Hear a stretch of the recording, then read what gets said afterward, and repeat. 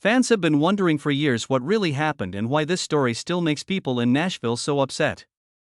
Let's look back at what Roy Clark said. David Stringbean Akeman's childhood.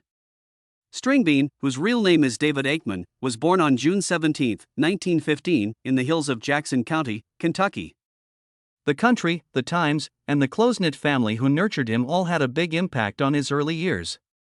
Jackson County was a rural area where most families made a living by farming and doing modest jobs. Life was simple, but it certainly had its share of problems. Families had to make every dollar count, and comfort often came after survival. David was one of the Akeman family's many kids. His parents worked hard to put food on the table. He learned early on that everyone in the family had to do their share. There wasn't a lot of money for extras or nice things. If something was broken, it had to be fixed instead of getting a new one. If the family desired something to do, they made it themselves by playing music, telling stories, or having get-togethers with their neighbors. This modest way of living gave him a strong respect for hard effort and the minor joys that come from being with family and friends. David desired his own banjo when he was a youngster, but he didn't have much money. His family just couldn't afford to buy an instrument at the time. He was not the type to give up quickly, though. He made a banjo-like instrument out of an old shoebox, a stick, and some strings. It didn't appear like much, but it helped him practice and start learning the sounds that interested him. That handcrafted banjo was the first thing that got him into music. Later, his hard work paid off. David's trade while he was only a child demonstrated how much he loved music and how hard it was for families in the country to make ends meet. He traded 2 chickens for a real banjo. He thought the exchange was worth it 100 times over. That guitar was his best friend and he seldom ever left it. He practiced all the time after that, teaching himself songs and rhythms until the banjo became a part of who he was. But David had to suffer through some of the hardest years in American history before music could completely pull him away from the farm. He was still a young guy when the Great Depression came. Banks collapsed, employment went away, and families that were already having a hard time had even less to live on. The Depression was more than just news stories for folks like the Akemans. There were empty cabinets, grueling days of work with little compensation, and neighbors losing farms they had worked hard to retain for years. David joined the Civilian Conservation Corps, a government program that gave young men jobs during the Great Depression, to help support himself and his family. He worked with the Corps outside, where he helped build roads, grow trees, and make public land better. And soon the world would watch how this tall, skinny child from Kentucky converted those early teachings into a career that made people laugh, sing, and remember him for decades. But the shadows around him got darker as his story got better. Especially his fear of losing money, which he could never get over, becoming Stringbean. Music was no longer just a hobby for David Akeman when he was in his late teens and early 20s. It was turning into a way to move forward. He was already known in his Kentucky town as a great banjo musician and an entertainer. He was always there with his banjo when there was a local contest or gathering. He could win folks over. Not just because of how he plays, but also because of how funny he is. He was good at sneaking in a witty line or a light-hearted joke between songs, and that mix of music and comedy set him apart from the outset. Asa Martin, an old-time musician, saw David at one of these contests. People in Kentucky appreciated Martin as a performer, and he regularly asked younger performers to join him on stage. The tall, slender young man who played the banjo with such passion and made the audience laugh really impressed him. Martin requested David to join his group, which gave him the chance to perform at places other than just local events. But David didn't have the moniker that others would come to know him by yet. Asa Martin forgot David's last name one night when he introduced him on stage. Martin promptly filled the gap by naming him Stringbeans because he was so thin. People loved it, so the name remained. As time went on, it was abbreviated to Stringbean, which became David's permanent name in the music industry. From then on, the moniker fit him as well as his banjo did. Stringbean's career started to take off after he got a stage name and more experience. In the early 1940s, he got his big break when he joined Bill Monroe's band, the Bluegrass Boys. Bill Monroe was already regarded as the father of bluegrass, and His band was a great opportunity for new musicians to show off their skills. Stringbean thought it was a pleasure to join Monroe's ensemble and an opportunity to learn from some of the best musicians of the time. After quitting Monroe's ensemble, Stringbean started working with different musicians. One of the most important partnerships of his life was with Grandpa Jones. Jones was a comedic comedian and banjo player who, like Stringbean, loved old-time music and jokes. They became good friends and business partners, playing together in shows that mixed music with lighter comedy. They were crowd favorites because they had great chemistry on stage, and they became well known in the country music world. Stringbean's career really took off when he started playing at the Grand Ole Opry in Nashville. The Opry was the center of country music, and being there was a sign of real accomplishment. The Opry was more than just a place to play for Stringbean. It was then that he came up with the theatrical character that made him famous all throughout the country. Stringbean mixed his banjo playing with his comedy on the Opry stage to create a style of performance that was all his own. He also created a look that people would always remember. He wore big shirts, pants that were too big and held up with suspenders, and old-fashioned hats. He looked a little goofy in the attire, but that was the goal. It made folks chuckle before he even said anything. The costume, together with his playing and sense of humor, helped make Stringbean look like the hilarious, humble banjo player who never took himself too seriously. And soon Stringbean's life would alter again when he met the woman who would be with him for the rest of his life. Living with Estelle. David Stringbean Akeman married Estelle Stanfill in 1945, when World War II was almost over and the country was starting to get back to normal life. Their marriage became the solid center of his life, providing him the sense of home and comfort he had always wanted. Everyone who met Estelle said she was quiet, sweet, and very helpful. She didn't want to be in the spotlight and liked to keep in the background, but she was always proud of Stringbean and supported him throughout his career. People often said that the pair was quietly devoted to each other. Even though they didn't have kids, their bond never appeared to get weaker. Friends and other musicians could tell how much they cared for each other. Stringbean was the one that made people laugh and filled stages with music. But Estelle was the one who kept him calm and stable when he wasn't on stage. They didn't talk about their love a lot, but everyone could see it in how they lived together. Stringbean and Estelle found a home that was suitable for their personalities not long after they got married. They decided to live in a little log cabin in Ridgetop, Tennessee. Many of Stringbean's friends utilized their popularity and money to buy bigger mansions, fancy vehicles, and other nice things. The Ackermans, on the other hand, chose a different path. The cabin they stayed in was basic, rustic, and comfortable. It featured a wood burner for heat, a garden that Estelle took care of, and hens that laid eggs. They produced most of their meals from scratch, and they typically used foods they had grown or raised themselves.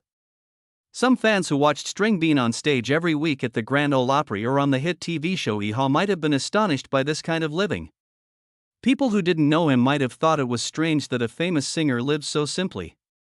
But for Stringbean and Estelle, it was the only approach that made sense. They didn't need fancy goods to feel like they had done well.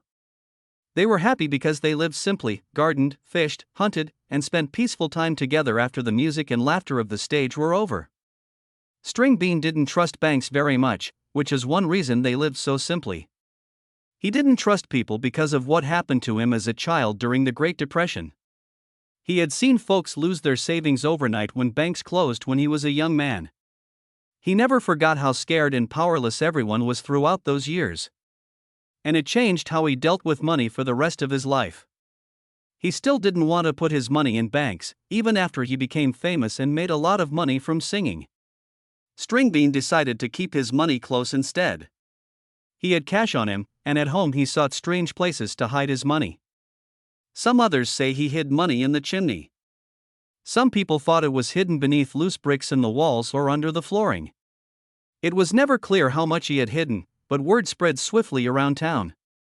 People started to talk about how Stringbean might have thousands of dollars hidden away in that little home. But although while their home life looked calm from the outside, their behaviors, notably the secret money, would one day draw dangerous notice. And soon, the ones who paid attention will be the worst type. The Deadly Night.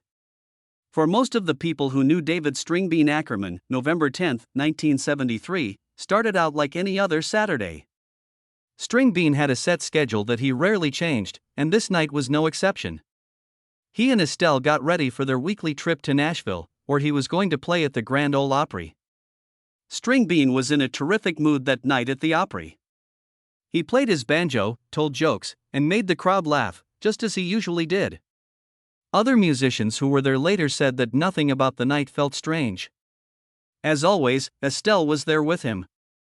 She was silent in the rear, talking pleasantly with other people while yet paying attention to her husband. Stringbean thought it was normal for her to be with him all the time. Stringbean did what he always does after the Opry. After the show, he and Estelle went home to their cottage in Ridgetop, Tennessee.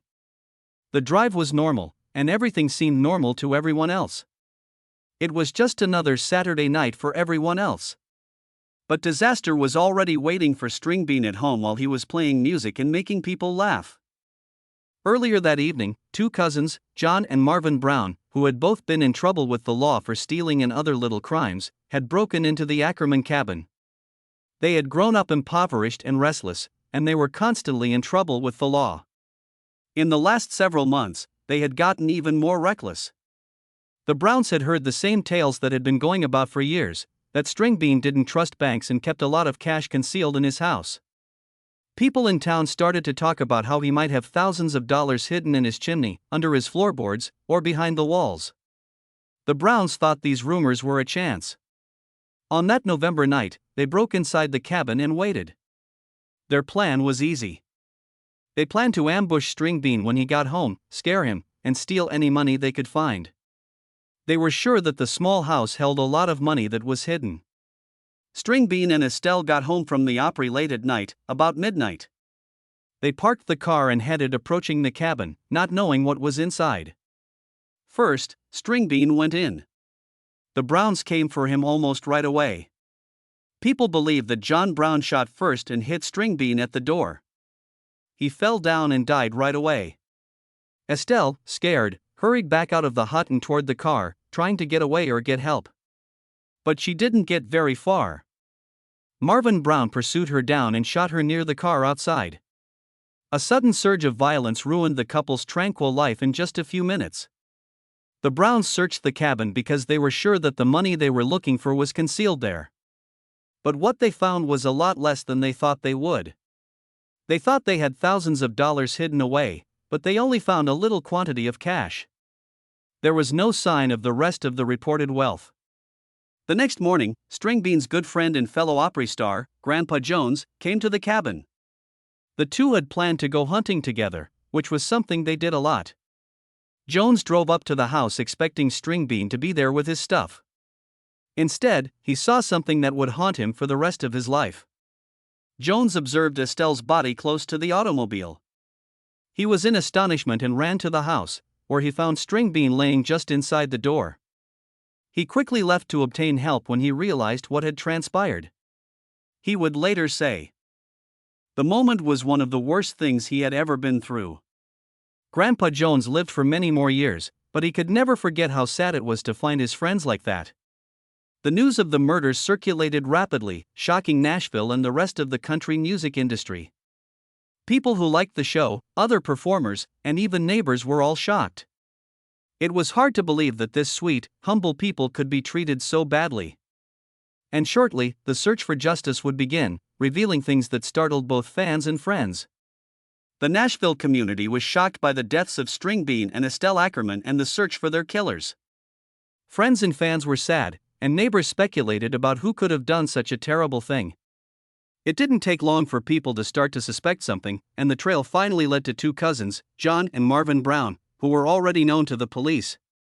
People in the small community of Ridgetop were talking about the murders for days after they happened. Everyone knew about the long-standing suspicions that Stringbean had concealed money, and a lot of people concluded immediately away that robbery was the reason. But it was the strange way John and Marvin Brown acted that got people's notice first. People were apprehensive of both men because they had criminal records, mostly for theft. But what really stuck out was how much they spent. After the murders, people in the area noted that the Browns suddenly had more money than normal. They were buying items they usually couldn't afford, showing off their money, and chatting too much. This stood out right away in a small community where everyone observed little things. Some people who knew them privately told the police about their worries. Investigators thought the cousins might be involved in the crime because they were acting and talking in a way that was too casual. The police started to keep a tight eye on the Browns. They got statements from people in the area who had seen the dramatic change in their behavior. Some people said they heard the men talk about string beans or money in a way that didn't set good with them. Others said that they looked nervous when the murders were brought up. Investigators also looked for physical proof. A lot of the crime scene already revealed the story of what transpired in the cabin, but the trick was to link it directly to the Browns. Police were able to put together a compelling case over time. The Browns had some stolen things that had been linked to the Akeman home. The case against them got stronger every day because of the strange timing of their movements and the strange spending frenzy. The cops didn't take long to be sure they had their men. Both cousins were arrested within weeks after the killings, which gave the town a little bit of peace of mind after the terrible deaths of two neighbors they loved. The arrests were just the start. Not only did the trial that followed get a lot of attention from the local community, but it also got a lot of attention from the whole country music industry. Fans wanted Stringbean and Estelle to get what they deserved, and the courtroom became the place where that happened. There were testimonies from a lot of different places. Grandpa Jones, who found the bodies, talked about how he felt when he stepped into the scene that morning. Other performers from the Opry also talked about Stringbean's personality and daily life, which helped put together the timeline of his last hours. Investigators showed the evidence they had found, such as the Browns' strange spending habits and the fact that they had stolen things. The court gave out long sentences in the end. John Brown, the man who shot the gun, got 198 years in prison. This punishment was meant to keep him from ever being free again. Marvin Brown got a shorter sentence, but it was still lengthy enough to put him in prison for the remainder of his life. He died in prison later, never getting out. Even though the killers were in jail, everyone was still troubled by one mystery: what happened to Stringbean's secret money? The murder of David Stringbean Akeman and his wife Estelle in 1973 shook Nashville and the country music world. But in the days and years that followed, more of the tale began to come to light. There is a mystery about some money that is stashed in the Akeman cabin. It turned out that the rumors people had been spreading for years were mostly true. After the deaths, investigators searched the Akeman cabin and found money hidden in strange ways. A pair of boots hid small packets of cash, put in the chimney and sealed up behind some of the cabin's walls. By the time everything was counted, the hidden cash came to about $20,000, which was a lot of money in the early 1970s, especially for someone who lived so simply. People who knew Stringbean weren't completely surprised by this news. He had lived through the Great Depression, when banks went out of business and many families lost everything. He never trusted banks again after that. He liked to have his money close by so he could see and touch it. He thought it was safer to hide money in his house than to give it to someone else. People were still startled by the exact quantity. Stringbean had always been careful with his money. People didn't anticipate him to have thousands of dollars hidden away, even if he made a solid career from music and TV. People started to guess what the initial pile of money was for. People who lived nearby and enthusiasts alike started to wonder how much more Stringbean might have hidden. Some people said he had hidden tens of thousands of dollars more. Some people said the cabin was like a vault, with hidden sections just waiting to be found. These rumors made people very interested in the Akeman home.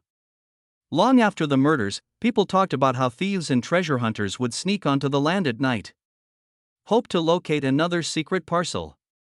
After the crime, police locked up the cabin, but people were still interested in the so-called fortune. The story of hidden wealth became a part of Stringbean's mystique, just like his music and comedy. People heard the story of a man who didn't trust banks so much that he put money all over his cabin, which made a mystery that lasted for decades. More than 20 years later, the rumors turned out to be true again. When the cabin was being remodeled in 1996, workmen found another hidden stockpile. They found about $20,000 more in cash behind a wall that had been blocked off for decades. But by then, the bills were no good. They were damaged by time and wet weather. The money couldn't be exchanged because the paper was old. What had previously been a lot of money was now just a curiosity, a concrete proof of Stringbean's habits. But no longer worth anything. This second find only made people guess even more. How much more might still be buried in the cabin or on the property if money had been stashed so deeply in the walls? There have never been any more finds, but the concept of unknown stashes has never completely gone away. There was another problem besides the mystery of Stringbean's secret fortune: who would get what he left behind? Stringbean and Estelle didn't have any kids. After they died, no will could be found. That meant that the court had to sort up the estate. The court fights went on for a long time because family members on both sides made claims. In the end, Estelle's family got most of the property and things. But the arguments made things tense, and the discoveries of concealed money only made things worse. Every fresh find made people wonder who owned it and who would benefit the most. In the end, the court split up much of Stringbean's estate. But the questions about his secret wealth cast a shadow over the process. Not only did his decision to hide money instead of trusting banks change his everyday life, but it also produced a legacy of mystery and turmoil after he died. And even though the fortune mystery was still going on, fans still remembered what made Stringbean so great. The songs and laughter he provided to the globe. The bad things that happened following. The story didn't stop even decades after Stringbean and Estelle Akeman's deaths. The tragedy stayed in the news because of new developments, unexpected choices, and unanswered issues. One of the most unexpected things that happened was when John Brown, one of the killers, got out of jail in 2014. The punishment for John Brown in the 1970s was aimed to keep him from ever being free again. He was sentenced to 198 years in jail. A word that made it clear how bad his offense was. That sentence gave a lot of folks a little bit of comfort. It meant that the man who pulled the trigger would spend the rest of his life in prison. But in 2014, more than 40 years after the murders, it came out that John Brown had been given parole. At the time, he was 64 years old, and parole officials said he was no longer a threat to society. People were angry over the choice. People who liked country music, friends of Stringbean, and Estelle's family all said they were sad. They thought that the crime was too severe to ever be paid back with time served. A lot of people thought that Brown's release was disrespectful to the couple's memory and to the community that had never truly healed from the tragedy. Things got worse when Brown said things following his release that didn't help. He made statements and conducted interviews that didn't always match up. Sometimes he said he was sorry, and other times he seemed cold and unrepentant. Many others thought he didn't really feel bad about what he had done, which made them even angrier about the parole decision. John Brown's release also brought up old questions that had never been fully solved. It was a major mystery if John and Marvin Brown had done it all by themselves. Some people in the area have long thought that a third person might have been involved. The idea was that someone else had either been at the cabin that night or had helped arrange the crime. No one ever proved anything, but the suspicion stayed. Another point that was never answered was how the Browns knew Stringbean's schedule so well. He always did the same thing, play at the Opry on Saturday nights and then go home. But did the Browns just take advantage of a common practice, or did someone tell them about it?